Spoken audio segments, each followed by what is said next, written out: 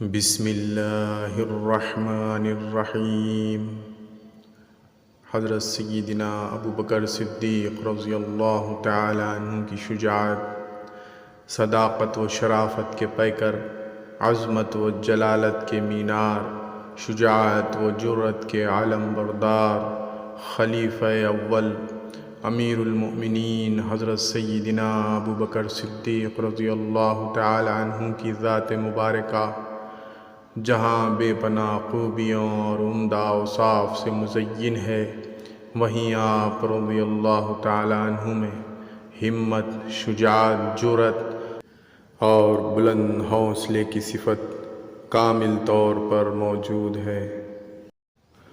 امام ابو عبداللہ محمد بن احمد قرطبی رحمۃ اللہ علیہ آیت مبارکہ نقل کرتے ہوئے فرماتے ہیں: بسم اللہ الرحمن الرحیم، وما محمد الا رسول قد خلت من قبلہ الرسل افإن مات او قتل انقلبتم على اعقابکم ومن ينقلب على عقبیہ فلن يضر اللہ شیئا۔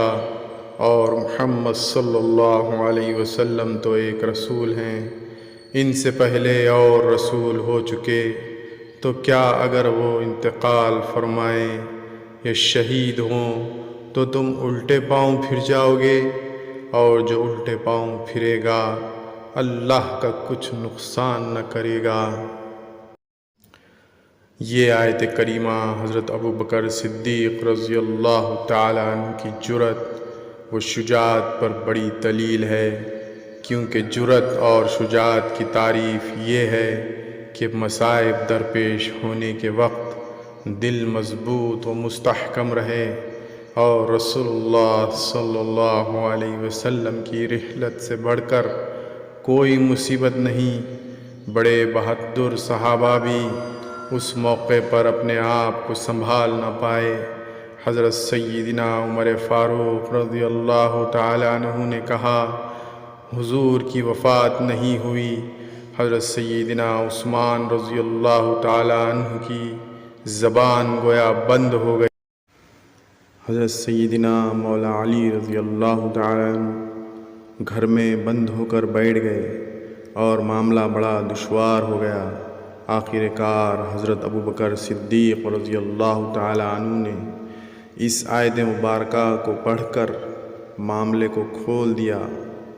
آئیے خلیفہ اول حضرت سیدنا ابو بکر صدیق رضی اللہ تعالیٰ عنہ کی زندگی کے چند واقعات ملاحظہ کیجیے، جو آپ کی ہمت، شجاعت اور مجاہدانہ صلاحیتوں پر گواہ ہیں۔ حضرت سیدنا ابو بکر صدیق رضی اللہ تعالیٰ عنہ کی شجاعت۔ حضرت سیدنا علی مرتضیٰ شیر خدا رضی اللہ تعالیٰ عنہ نے ایک دفعہ لوگوں سے خطاب کرتے ہوئے پوچھا، اے لوگو، مجھے اس کے بارے میں بتاؤ جو لوگوں میں سب سے زیادہ بہادر ہے۔ لوگوں نے کہا، اے امیر المومنین، آپ سب سے زیادہ بہادر ہیں۔ فرمایا، میں تو اپنے برابر والے سے لڑتا ہوں، تم مجھے لوگوں میں سب سے زیادہ بہادر کے بارے میں بتاؤ۔ لوگوں نے عرض کی، ہم نہیں جانتے کہ وہ کون ہے۔ پھر آپ نے فرمایا، سب سے زیادہ بہادر اور شجاع حضرت ابو بکر صدیق رضی اللہ تعالی عنہ ہیں۔ غزوہ بدر کے روز ہم نے نبی کریم صلی اللہ علیہ وسلم کی خدمت کے لیے ایک سائبہ بنایا اور آپس میں کہا، رسول اللہ صلی اللہ علیہ وسلم کے ساتھ اس سائبہ میں رات کون گزارے گا، کہیں کوئی مشرک حملہ نہ کر دے۔ اللہ پاک کی قسم، حضرت ابو بکر صدیق رضی اللہ تعالی عنہ کے علاوہ ہم میں سے کوئی بھی آگے نہیں بڑھا۔ حضرت ابو بکر صدیق ننگی تلوار ہاتھ میں بلند کرتے ہوئے نبی اکرم صلی اللہ علیہ وسلم کے پاس کھڑے ہو گئے۔ پھر کوئی کافر حضور صلی اللہ علیہ وسلم کی جانب متوجہ ہوتا تو حضرت ابو بکر صدیق رضی اللہ تعالی عنہ اس پر جھپٹ پڑتے، لہذا ہم میں سب سے زیادہ بہادر حضرت سیدنا ابو بکر صدیق رضی اللہ تعالی عنہ ہیں۔ پھر مولا علی شیر خدا رضی اللہ تعالی عنہ نے ہجرت سے پہلے کا واقعہ بیان کرتے ہوئے فرمایا، میں نے دیکھا کہ رسول اللہ صلی اللہ علیہ وسلم کو قریش نے پکڑ رکھا ہے۔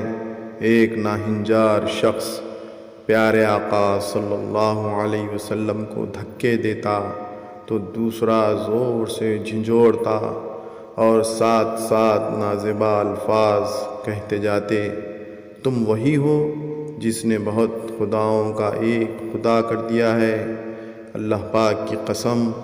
اس وقت حضرت ابو بکر صدیق رضی اللہ تعالی عنہ کے علاوہ ہم میں سے کوئی بھی پیارے آقا صلی اللہ علیہ وسلم کے قریب نہ ہوا۔